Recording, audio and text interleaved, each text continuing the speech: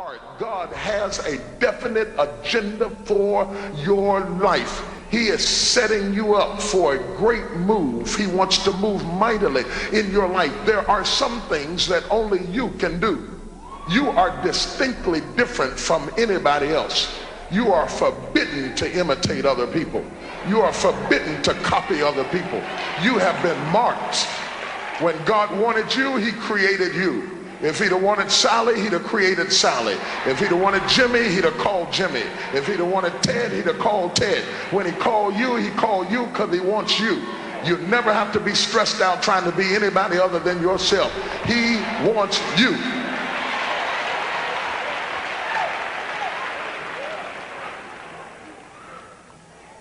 Your fingerprint is distinctly different from anybody else out of the billions of people on this earth. God never repeated on your fingertips with anybody else the same print. You are different from anybody else anywhere in the world, past, present, or future. Nobody has ever even had your print. You are distinctly different from anyone. The hairs on your head are numbered, not counted. That would be awesome enough to know that they were counted, that God could speak to you and tell you how many they were.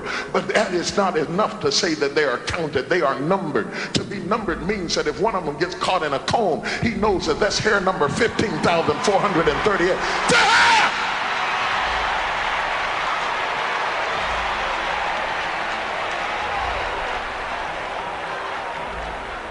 The hair on your head is numbered. You are special to God. You are set apart.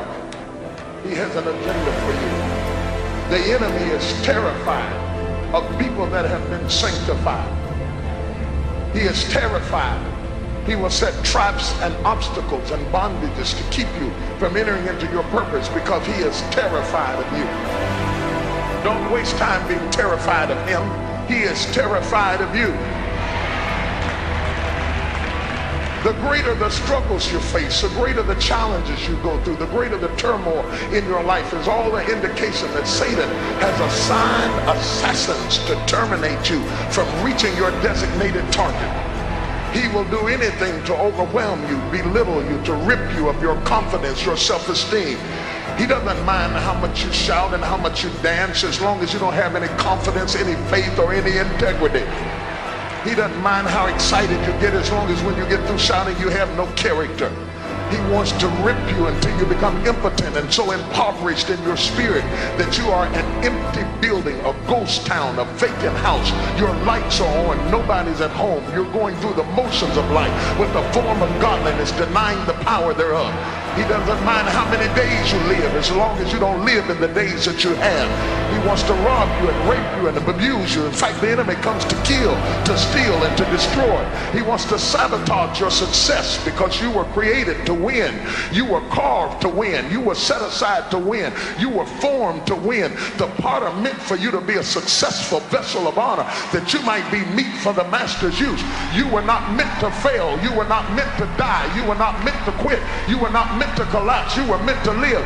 Doctors still can't figure out why the human body dies, because the body was meant to rebuild itself, refurbish itself, re-strengthen itself. You were not meant to faint. You were not meant to collapse. You were not meant to have a nervous breakdown, a stress attack, a migraine headache, break out in nervous conditions and rashes and all types of diseases and hypertension and have stress attacks and heart attacks and nervous breakdowns. You were not meant to lose it, lose control, break out, kick the dog, slap the cat, kill the children, beat the wife, dog the children. You were not meant to be a failure. You were not meant to be destitute, to be lonely, to be hungry, to be isolated, to be driven. You were meant to be the head and not the tail, above only and not the beneath.